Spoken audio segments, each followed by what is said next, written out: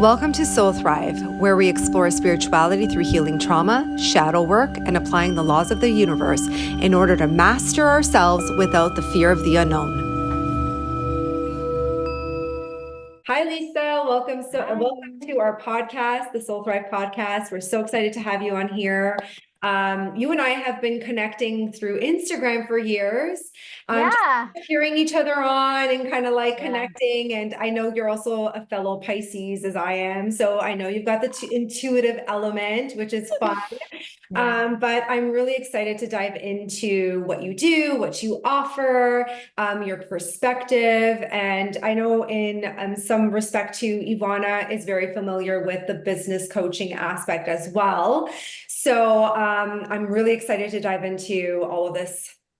So to introduce yourself, so what do you do? Yes, what do I do? Well, thank you so much for having me on. It's a pleasure being on your podcast, and lovely to meet you as well, Yvonne. I know you and I connected recently this morning, actually. Yes, nice to meet you. I was trying to I wonder what Ivana does. I need to learn more about your background. But yes, to your point, Christina, we've been connected for a few years now. And I mean, it falls in line with what I aim to do, which is also to just empower and celebrate women. And I have a little special something for my fellow Pisceans. And, I just want to celebrate and cheer you on. So what do? I am a leadership and executive coach. I work primarily with a corporate audience, both men and women, but I happen to have a special passion for really partnering with women to help them essentially lead with more authenticity and really staying true to who they are, and also to help them pave a new way of leading. For me, that latter part is really about standing out on their own and being true and authentic to who they are, without conforming and feeling the pressure to basically be someone that they're not. So what that encompasses really so much, different themes, I'll call them, from emotional intelligence to confidence to self-advocacy, to really helping them understand who they are, who they want to be in their career, but also how they can be aligned in all areas of their life. And so anyways, I'll stop there because I'll keep on. We love that. I mean, I love it because there's such a range that you offer. My first question for you is what is authenticity to you, and what role has that played in your life, in your career? Because I do find that with authenticity, emotional intelligence, and so many other avenues kind of play a significant role with that. But how does that impact your experiences? And so I mean, for me, in very simple terms, it really just means being able to show up as who you are in all facets. So we all have imperfections. We all have areas that aren't always our best and brightest. And that means being able to also just own that and show up despite having those qualities, but also being true to what you believe in, what you stand for, being able to lead with that. For me, I know from a professional perspective in my career, my background was in corporate. I worked in talent acquisition for many years. I also worked for a beauty giant as my client. And so there's a lot of pressure, and there's a lot of ego and power struggles that were in the mix of that. And I think for a long time, I did my best to, I think, be true to who I was and lead as who I was. But I think, and I mentioned to you guys in our correspondence, I don't think I realized until someone highlighted it to me that I wasn't actually showing up and being fully true and authentic to who I was. Right. And for me, in those years, it really meant, or what it looked like rather, was not fully disclosing and showing this whole other side of me that has a passion for the healing arts and spiritual development and spirituality in general, and diving into tarot and learning about angels and guides and connecting with divine and all of those things that you're fully immersed and integrated in, and that's your life and that's who you are.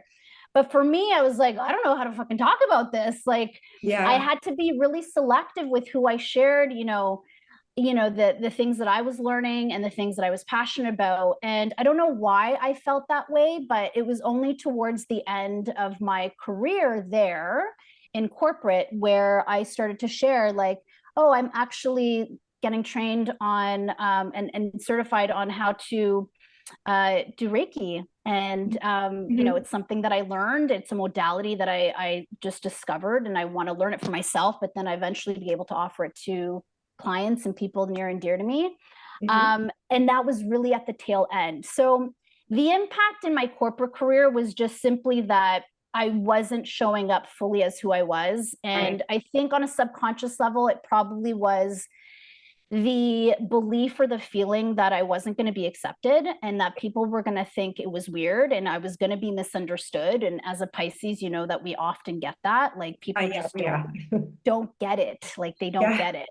And there's already been parts of my life where I felt I'm tired of having to explain, why I am the way I am and why I operate the way I do. And so that kind of was the way it sort of looked like in my corporate career. And then as I transitioned, when I made that huge transition to leave the security of 9 to 5 and embark on my own entrepreneurial journey, Right. it was almost a relearning because now it was like I had a white canvas in Mhm. front of me.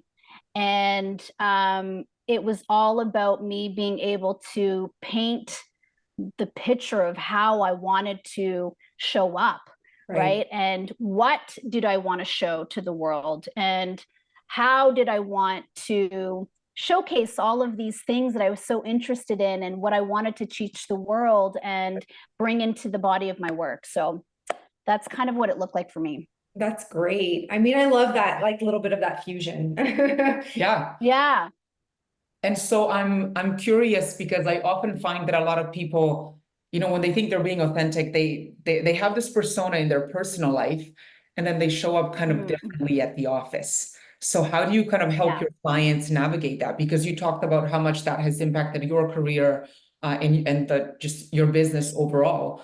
So how do you actually help people become more of their authentic selves, and what have you seen has been the impact for them in their career to show up as, like, I am who I am with Christina, I am who I am with you, I am who I am in my personal life, and I am who I am when I go to the office and show up there or in front of clients. So just curious, because I find that often to Yeah. be, you kind of put on this mask at work, because I think, to your point, oh, how am I going to be Yes. perceived? What are clients going to say? What's my boss going to say? So curious to hear your perspective there. And if this is something you witness with some of your clients, like having this type of struggle. Oh, most definitely. The biggest thing that I often start with clients when it comes to again, the theme of authenticity is getting clear on what that means for them, Mhm. right? So when you define being authentic and wanting to show up as who you are, who is that? Right. What does that look like in very practical terms and in a very practical sense? And so that is super clear, because if you're not clear on who you are, and that big philosophical question of who am I, what am I meant to do, can be super like overwhelming, right? So it's not about trying to define what you're meant to do in this, in the game of life. It's really about understanding, who do you feel like you are, and what does that look like, and how can you best define that for yourself? And then every day, literally doing a self check-in to say, okay, now the actions and my behavior that I'm leading with every single day, is it aligning to who I say I am? Mhm. Right? So really starting there. The flip side of that is, what is causing you to not feel like you can show up as yourself? So what does your environment look like? Who are the people around you that are making you feel otherwise? And why are you buying into that? Right. If that is a case, right?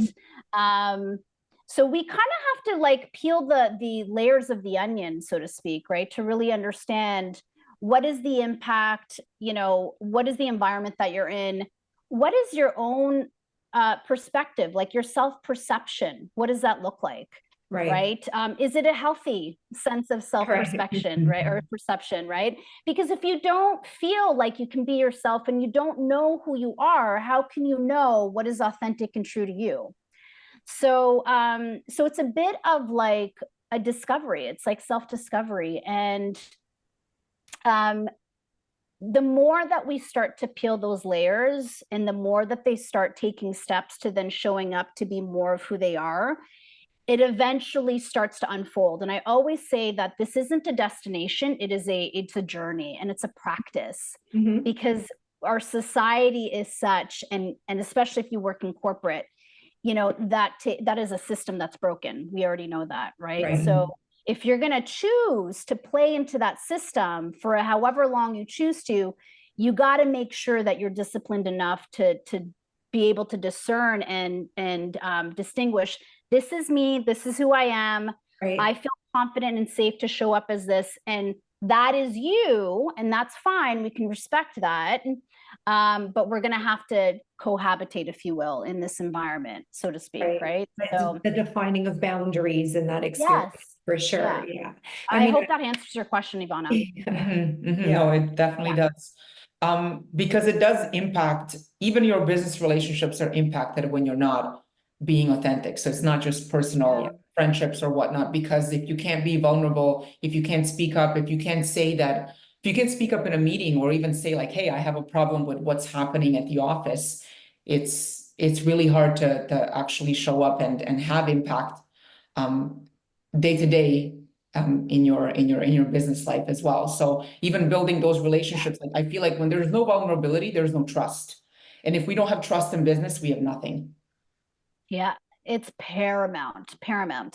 Like I will say I've embarked on this new path where I'm still, like, I still don't know where it's going to take me, but I'm so pumped and excited with these events that I'm starting to create. And for example, like even in the process of like identifying panelists to share the stage with me, it's the first thing that I am speaking to, which is, I want to hear from your heart and soul. Like, I don't want to hear the corporate answer. I don't want to hear the entrepreneurial business answer. Give me your stories. Tell me what you've been through. Give me your perspective that you see beyond, you know, the political answer. And to me, that is part of being authentic. And that's also encouraging a little bit of vulnerability, right? To really showcase realness, right? Women want that more than anything. I hope. I think that's really where, right? The connection is important, I think. So I'm definitely. curious about maybe pivoting to your coaching methodology and sort of what role does authenticity and vulnerability in particular play when you're coaching clients in a leadership setting, in a business setting, knowing that all these constraints exist in the business world? Yeah. So it's twofold. On the personal front, in the way that I like to show up, I want my clients to know me to a degree, of course, on a personal level. So being authentic with them and, you know, at times allowing them to see when I'm being vulnerable and just kind of letting them in on what's happening in my life, right? To me, that helps to enhance trust. It helps to also just remind them, like, I'm human too. Like, I may be a coach and I'm in this, you know, in this position, but for me, it is very much a partnership of equals. So there's no hierarchy here where because you're coming to me to be coached, that I am, you know, on a different level in terms of authority or hierarchy. So I really try and just lead with the authenticity piece of, this is who I am. This is, you know, this is a little bit about my background. I'll kind of drip in things about me just to kind of, again, keep that that humility piece in there. And then it's really just helping them connect to who they are. And that is, again, just very much a journey and a journey of self-discovery more than anything.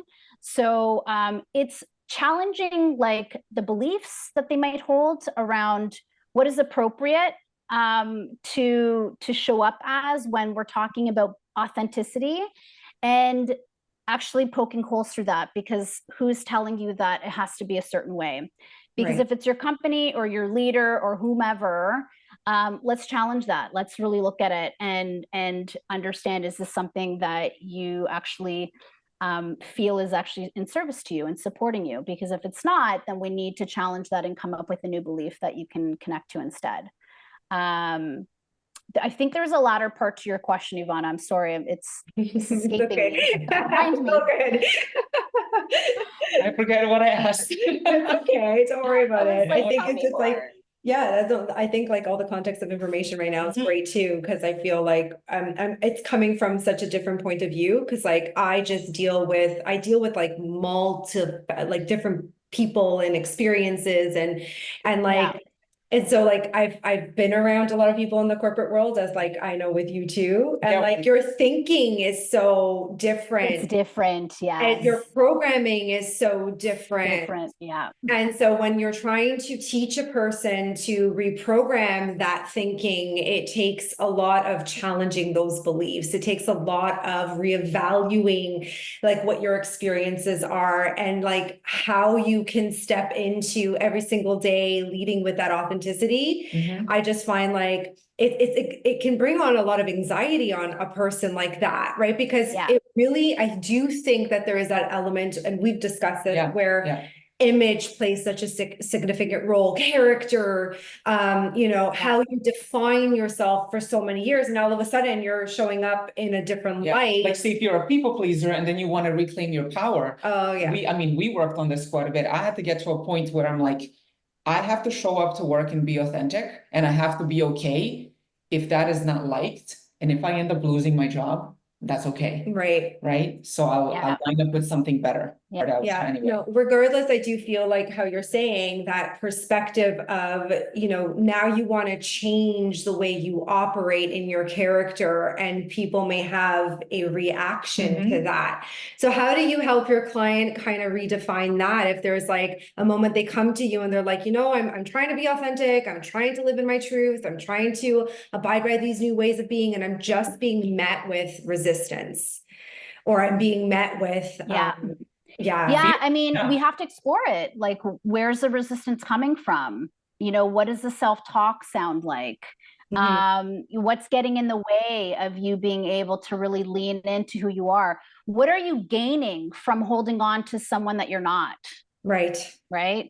That's big too. Like the letting go piece, the letting go and the shedding of the old beliefs, this old image, old way of, thinking, being, operating, working, living, like it's all tied, right? And you kind of have to look at all of that and try and get to the underlying root cause. And it may be just that same thing, whatever it is, if it's an old pattern, a belief that they're hung up on, that you really kind of have to keep digging and say, okay, well, then we need to keep working on letting that go. And you got to reinforce the new belief, right? And you got to take steps. And I'm very practical. I don't like overcomplicating, the exercises and the work in between. So really looking at very practical actions, and just challenging what's coming up,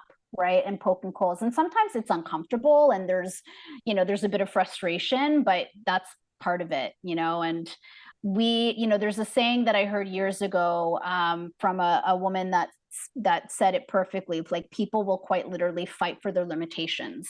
And that's so valid and so true. Like, right. Like, this, Christina, better than anyone too.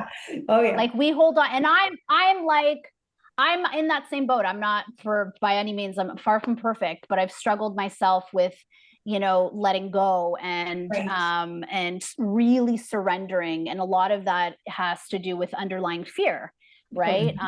Like, what will people think if they see the real me? Are they going to think I'm fucking weird? Am I going to continue to be misunderstood and rejected and just not belonging? And so I have to also bring it back to, my clients when we're coaching, I kind of give them the overview of the way that I coach, because they may come in oftentimes with this idea that we're talking about corporate and career and professional goals, and we are, but in my world, it's going to be very holistic in nature. Right. And so this is where the spirituality really begins.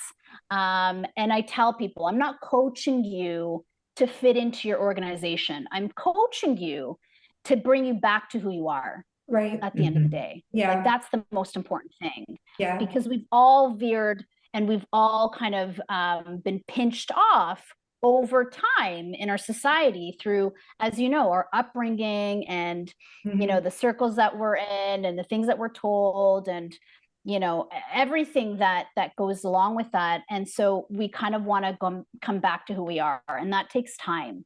So I wanted to that's kind of my approach. Shift for a second, because I wanted to talk about the most recent thing that you put out, your lead. You did a event, and I wanted to kind of just talk a little bit about that process and how that went and how you felt after you created it. Oh my gosh. So her lead dropped in the form of inspiration late last year, probably in one of the worst years of my life. Like, I still don't know, like, quite literally how, and one of my mentors actually said it beautifully. She's like, it's so beautiful that in this darkest hour that you're in, that you were able to get this divine, like, download. Right. And basically this, like, God-sized dream to bring to life. And she was spot on. Like, I didn't see it that way at the time. Right. But anyways, that inspiration came at a really, really, tough time for me. And I had no idea what it meant. I don't have some, like, long-term plan on where it's going to take me and what does it mean. I just knew that I wanted to bring women together. I wanted to build community in a meaningful way. I wanted to also create a stage where I can engage in thought-provoking and ongoing meaningful discussions surrounding all sorts of topics, but always related to the theme of women in leadership. Because women in leadership is not just shaped by the professional journey that we're on. It's not exclusively related to just what your career looks like and the leadership journey behind those corporate doors. It encompasses transformative experiences that you might have gone through your life, and just so much more. It's kind of like life and business, right? And so the inaugural event was on May 3rd. I put this event and executed it together in less than 2 months. It was a huge success. I don't know how, but it was a huge success. From my perspective, the praise and the feedback that I got, hopefully everyone was honest enough to tell me they loved it. I got a lot of great feedback. I'm truly, truly grateful. And I'm embarking and planning the next one for the fall. And it's you have to let us know. Yeah. We have to come support. Yeah. I would love for you guys to come. I'm aiming for at least 150 women this time. These will progressively continue to get bigger, more expansive. I mean, honestly, I am so lit up, like, and I'm so devoted to the execution of this. Like, I see like a stage that just continues to grow, and I cannot wait to light that stage on fire. So I would love for you guys to come. So you should totally come. I've just invited us. Yeah. But Chris, I know, like, you're like me. Sometimes, like, crowds can be a bit tricky, right? It is very difficult being psychic and being around, like, it's hard. I know. It is difficult. I mean, I have to do a whole podcast on just people understanding that concept, because it's been misunderstood. Yes, I get it. But I do my best, especially too when I'm, like, on stage and when I'm in my element of teaching, when I'm in my element of doing what I do, it's very different. But when I'm in a crowd full of people and everyone's like, "Oh my God, hi, can I give you a hug?" I'm like, "Oh my God, you should see her. I know. Christina at the airport is the best experience. And we go for our retreats. Oh, it's the worst. I like have to like mentally prepare myself when I'm, I hear you. I hear airport you. a lot. But I am trying my best to like, if even if it's incrementally, like to go and do and have this, it's different. Like I said, when you're on stage, it's almost like it's a whole other perspective for me energetically than it is. Yes. There's still like almost like this like energetic boundary, right? But then when Yes. I'm in the crowd and I'm navigating through that, it's a whole other perspective. It's a little too three-dimensional. It can is be, what I it like. can be. Yeah. But I am definitely Yeah. excited about what you're doing and what you're offering. And I do think what you're offering is going to be great. And I think a lot of people are going to love it. And I'm excited to even just show up and support Thank you in you. that process. So Yeah, thank you so much. yeah. Yeah, Yeah. I have one more, question. I've saved the best for the last, because Please, the topic yeah. I can go on forever, but I would love to hear your perspective.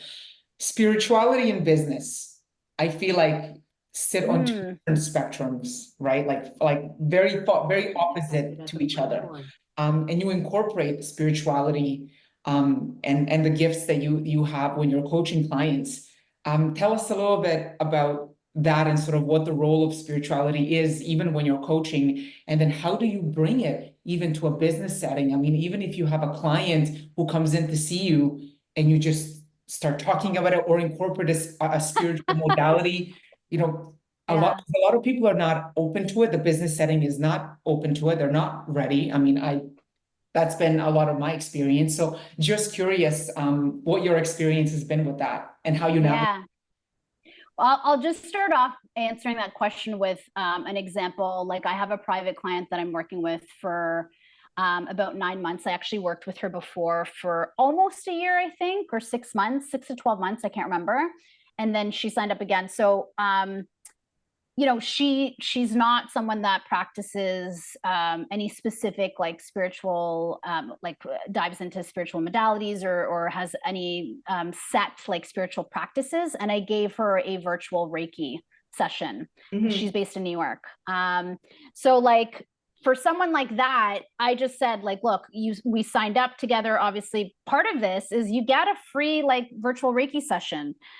Do you want to know more about it? Like, are you interested in, she was all open. She was completely open. And honestly, she loved it. Like I was like, I think you actually could benefit from another session. So sometimes it's as simple as that, right? Like just asking permission and sort of understanding what their background is. I'm also very transparent. Like, and not, no pun intended, but I'm authentic with who I am. So like my website doesn't hide it. I've actually done a lot of work there. It's still definitely a work in progress in terms of how I communicate certain parts of myself and share certain parts. But my website is pretty open with like the spirituality and the interests and the practices and tools that I engage in and use. A little bit of my experiences as well.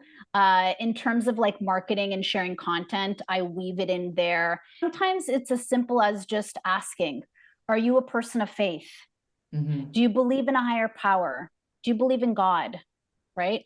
Most of the time, the answer is yes. And if you know, some clients say, I'm Christian, we go to church. Great. Do you talk to God? Yes. Okay. So what's the new prayer? Right. So now my language starts to change because now I can talk about God because I say God, I reference God or divine. That's what I say. So it's doing that. My marketing, same thing. If there's if there's a wisdom that I need to share around something that is so like prominent and relevant to society, but especially in like the corporate and the business landscape, I drop that in, and I'm just a bit selective with the language and the word choice, right? Because not everyone's going to understand transcendence and ancient. So, you know, I'll say transformational or, you know, creativity or higher power or something like that. So I just, you know, finesse the words because I remember who's on the other side, and it's never coming from a place of trying to convince or prove. It's simply, this is what it is. Right. You want to know the truth? This is what it is on a platform. Yes. Right. And that's kind of how I weave it in. I think it was a lot different before. I was so caught up in my head. I was like, how do I show up now? Like, what do I have to like market myself in a certain way? And honestly, it was like all of the work that I've done to the shedding of the layers, it just became more and more organic and authentic that I was like, take it or leave it. This is what it is, honey. Yeah. Eventually it just starts to evolve into that experience and it pulls you into your own personal alignment.